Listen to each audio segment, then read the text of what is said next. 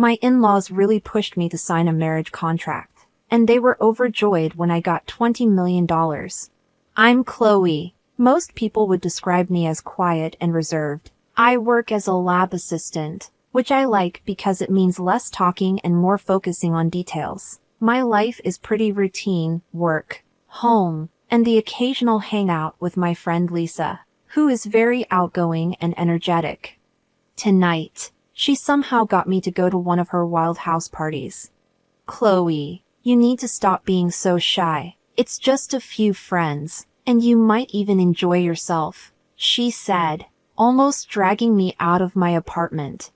When we got there, it was clear how different we were. Lisa was having a great time, laughing and chatting with everyone. Meanwhile, I was stuck against the wall, holding a soda like it was my only comfort. The music was too loud, the crowd was overwhelming, and I felt like I was just trying to disappear into the background. Hey, you made it! Lisa yelled over the music as she ran back to me with a guy following her. Chloe, this is Tom. Tom, this is my best friend Chloe. Tom was a handsome guy, tall with a charming smile that probably helped him a lot. Nice to meet you, Chloe. Want something stronger than soda? It might help you relax, he said with a grin, looking at my drink. I gave a small smile. No thanks. I'm fine with this. Lisa winked at me before getting caught up with another group of friends, leaving me alone with Tom. It was super awkward. So, Chloe, Lisa says you're the brains of the operation at work, a scientist, right? Tom asked, leaning against the wall next to me. I'm a lab assistant, I corrected, tucking a strand of hair behind my ear. I'm not really the brains, more like the hands. Tom laughed. Modesty. Huh, that's rare. We ended up having a real conversation. Tom turned out to be easy to talk to, and as the night went on, I found myself talking about my life, my love for quiet weekends, and my secret passion for old detective novels. He really listened, and by the end of the night, I was actually laughing for real. You know, you're nothing like I expected from Lisa's stories. You're cooler, Tom said sincerely. I raised an eyebrow. And what did Lisa say about me?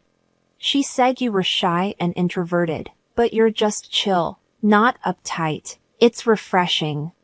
His words, strangely enough, didn't come across as condescending. They actually felt like a compliment. And from someone like Tom, it meant more than it probably should have.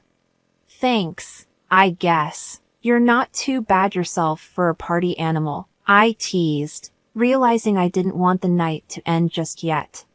Party animal, huh? I might use that. He laughed, pulling out his phone. Let me get your number. We should hang out somewhere quieter, where you don't have to yell over the music.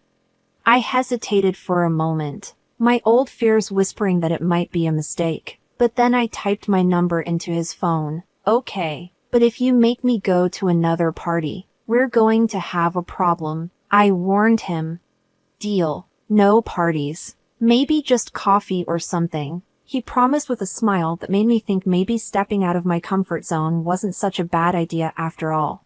A few months after that party, things had become quite serious between us. I remember it was a chilly autumn evening when he proposed. We were walking through the park, leaves crunching under our feet, when he suddenly stopped and looked at me with eyes that seemed to see right into my soul. Chloe, I've been thinking, Tom began, looking a bit nervous, which was unusual for him. He was usually so smooth. I don't want to spend another day without knowing you're officially mine. Will you marry me? He took out a small box from his pocket and opened it to show a simple but beautiful ring. I nodded, my voice barely above a whisper. Yes, I'll marry you. The happiness on his face was clear. We spent the rest of the evening dreaming about our future and making plans that felt like they were coming true. But the real challenge came when we decided it was time to meet his parents. Tom had mentioned them a few times, but he always kept the details vague. When the day arrived, we drove to their house in the suburbs. It was a big, grand place that showed off old wealth and pride. Tom held my hand tightly as we rang the doorbell, giving me a reassuring smile. His mom, Mrs. White, answered the door. Her smile was polite but didn't reach her eyes. "Thomas, you're here, and this must be Chloe," she said, her voice smooth but distant. Mrs. White led us into a fancy sitting room where Mr. White was waiting. He looked serious and had a sharp gaze that seemed to be evaluating me. "So, Chloe, Tom tells us you work in a lab. That must be interesting," Mr. White said, his tone making it clear he wasn't impressed. "It's rewarding work," I replied, trying to stay calm despite the judgment I felt with every word. "We were quite surprised to hear about the engagement," Mrs. White said. "Weren't we, dear?" She looked at her husband, who nodded stiffly. "Yes, quite unexpected, Chloe. We want what's best for Tom, and I hope you understand that," Mr. White added, his words heavy with unspoken meaning. Tom quickly spoke up. "Mom, Dad, I love Chloe, and she makes me happy. That's what really matters, right?" "Of course, dear, but you need to be practical too," Mrs. White said, her eyes cold and calculating. "We'd like you both to consider signing a prenuptial agreement. It's just a formality, really, to protect both your futures." I felt conflicted. My heart ached at how formal and businesslike this was, especially when it should have been a joyful moment. But I loved Tom, and if this was part of being with him, maybe it was worth it. "If you think it's best," I said finally, trying to hide the hurt in my voice. "We believe it's for the best," Mr. White confirmed, handing us a folder with the documents. "Take a look and let us know what you think." The drive back was quiet. I kept thinking about the papers in my lap, but I figured that love was worth taking a chance, even if it meant signing a document to prove it. On a crisp early spring morning, we got married. The ceremony was in a small local church with just a few close friends and family. I remember standing in front of a small mirror in a modest white dress that Lisa had helped me pick out, feeling both excited and nervous. "Girl, you look stunning. Tom won't know what hit him," Lisa said as she adjusted my veil. Her enthusiasm was contagious and made me feel a bit more at ease. "Yeah, I just hope everything goes smoothly," I replied, trying to sound more confident than I felt. "Don't worry, it's your day. Just focus on you and Tom," she said, giving me a reassuring pat on the shoulder. The ceremony was short and sweet. Tom looked great in his suit, and when he saw me walking down the aisle, his smile gave me all the reassurance I needed. Even though my in-laws had pressured me into signing a marriage contract and were thrilled when I inherited $20 million, the ceremony felt right. We exchanged simple but heartfelt vows, and when the officiant pronounced us husband and wife and Tom kissed me, the polite applause felt genuine. At the reception, which was a small gathering at a nearby restaurant, Tom's parents seemed distant. Tom's father, Mr. White, gave a brief toast. "We're here to celebrate Tom and Chloe," he said, his voice lacking warmth. "May your union bring you the happiness you seek." It felt so formal and cold, almost like a business transaction, but I focused on the people who were genuinely happy for us, like Lisa, who was already on her third glass of champagne and excitedly telling anyone who would listen about how Tom and I met. The day ended, and with it, our simple but meaningful wedding wrapped up. We drove to our new home, Tom's place, where I would be moving in. It was a nice house, not too far from his parents, which meant his mom, Mrs. White, was over a lot. Every time she visited, she casually reminded me that everything in the house was Tom's and that I couldn't claim any of it in case of a divorce. "Remember, Chloe, none of this is yours," she'd say with a smile that made my skin crawl. I'd just smile awkwardly, Trying to hide my discomfort, Tom would laugh it off, giving me a hug. "Mom's just joking. Don't take her seriously." He'd chuckle, but his laughter never reached his eyes. It was clear this was her way of reminding me that I was an outsider. I hoped things would get better and that Tom would eventually see how his mother's comments were affecting our newlywed happiness. I tried to make the best of it, focusing on setting up our home to make it feel like ours, not just Tom's. But no matter how hard I tried, Tom's parents, especially Mrs. White, made it challenging. "Chloe, dear, why don't you rearrange these dishes? They should be organized better," Mrs. White would say during her frequent visits, her tone condescending as she inspected the kitchen cabinets I had just tidied. I'd force a polite smile, gripping the edge of the countertop tightly. "Of course, I'll take care of it," I'd reply, trying to keep my frustration out of my voice. Tom usually shrugged off his mother's comments. "She just likes things a certain way. You know how it is," he'd say, dismissing it too quickly. But it wasn't just about the dishes. It felt like nothing I did was right. One evening, while Tom and I were trying to enjoy a quiet dinner, his dad, Mr. White, showed up unannounced. "Watching your spending, I hope? Remember, it's Tom's money paying for all this," he said casually, looking over the food on the table.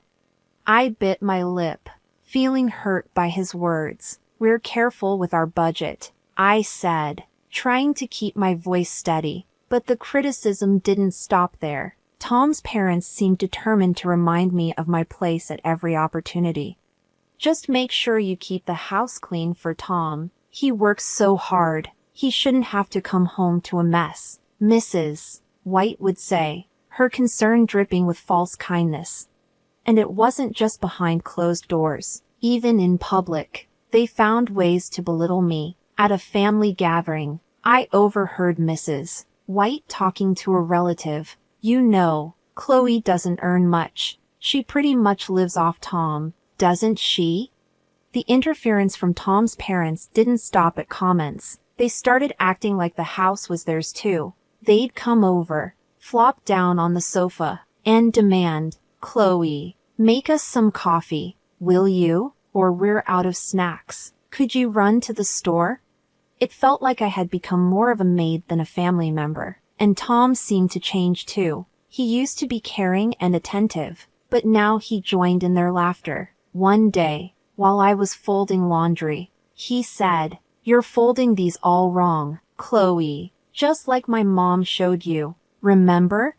His tone was light, but the criticism hurt. His parents laughed along, and Mr. White added, "She's got to learn somehow. You can't baby her forever, Tom."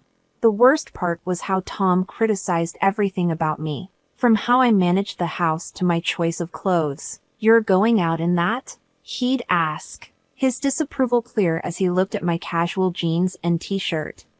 I felt like I was losing not just the battle to win over his parents but also the man I thought I had married. The man who once looked at me with love now scrutinized me with the same critical eyes as his parents.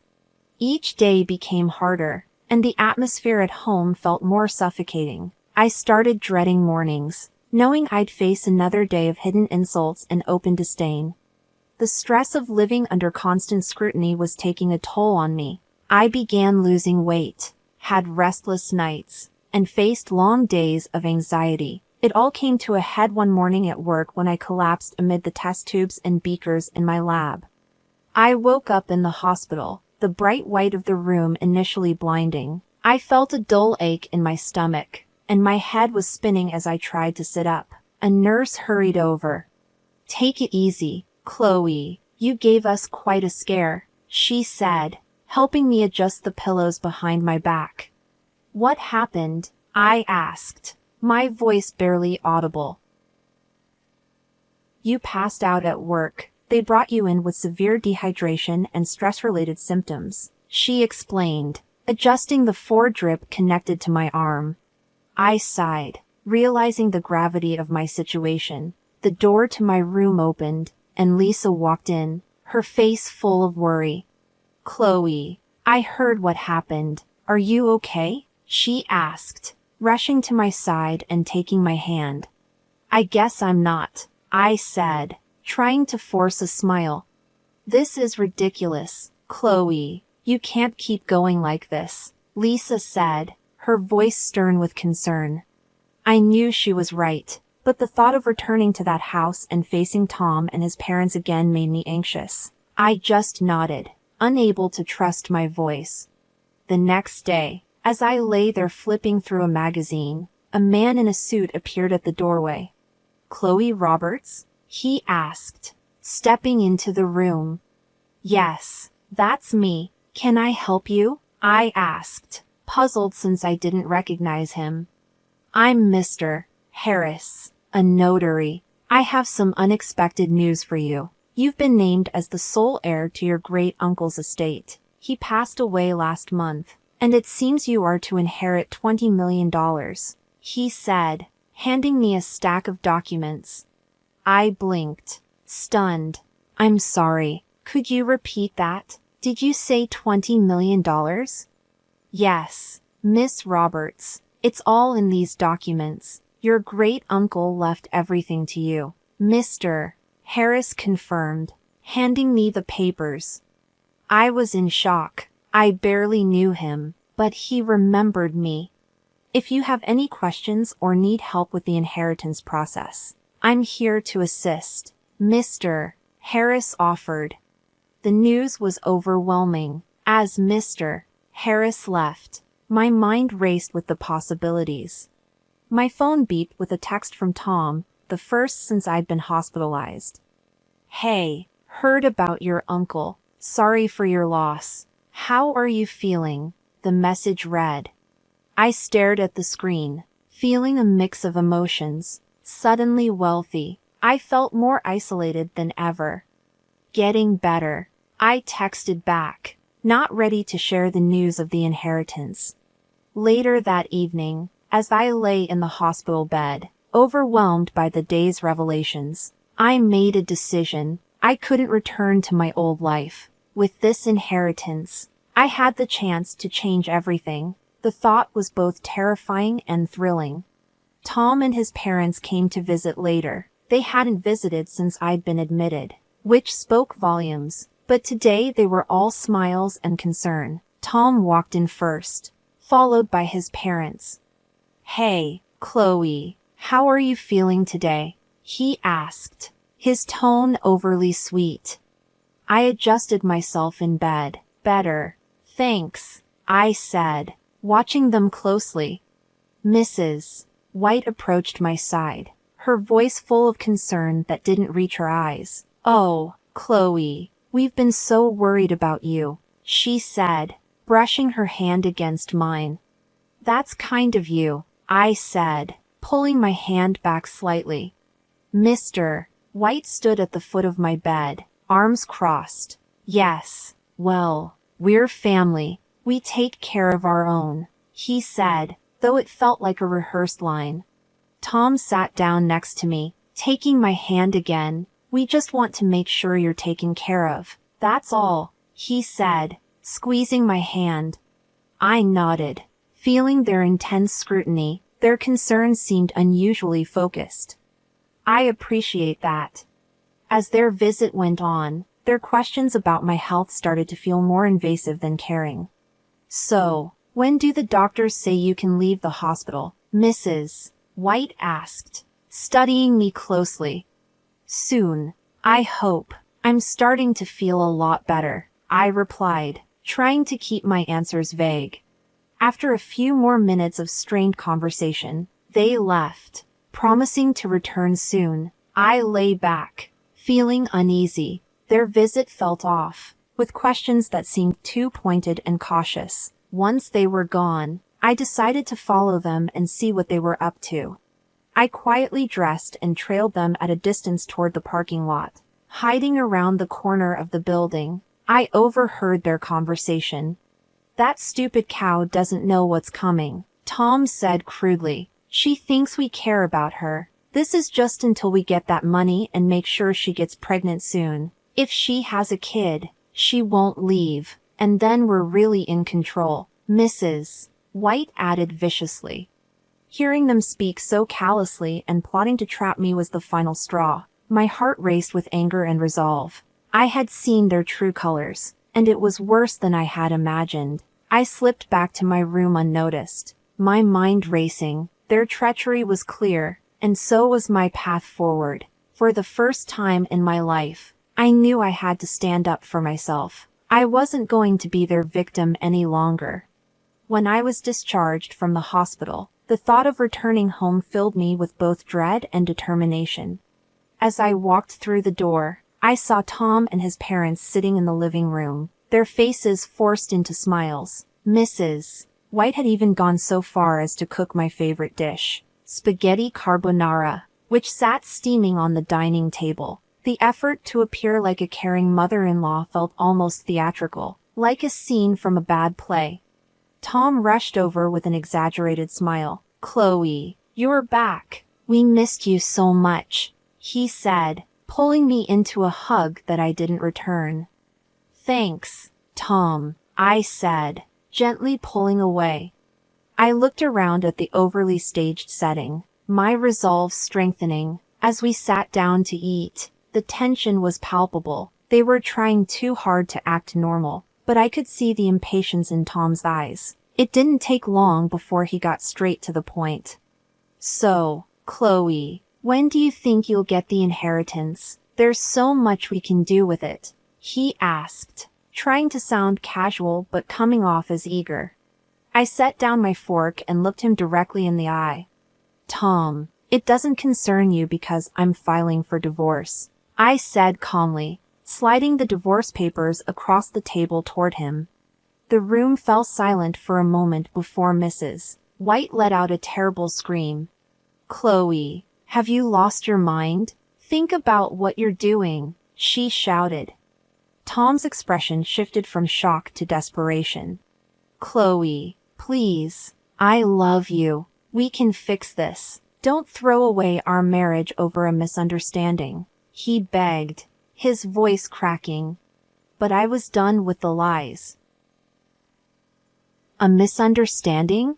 I repeated sharply. "Calling me a stupid cow behind my back isn't a misunderstanding. I heard everything, Tom, everything." Mrs. White's face flushed red with barely contained rage. "You ungrateful girl. We'll sue you for half of that inheritance, you'll see." I reached into my bag and pulled out a copy of the prenuptial agreement.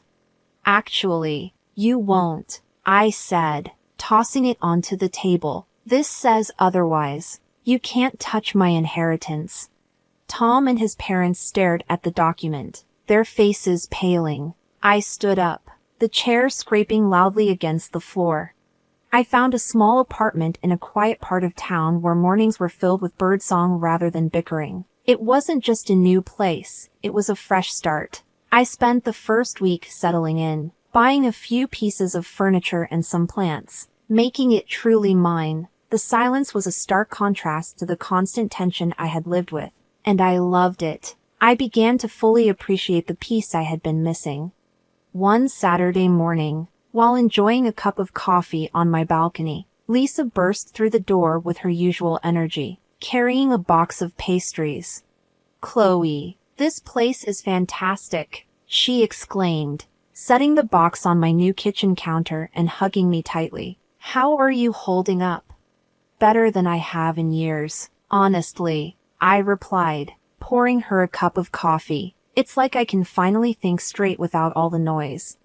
Lisa chuckled as she sipped her coffee. "I told you, you just needed to get out of that madhouse." "So what's next for our free woman?" she asked, her eyes twinkling with curiosity.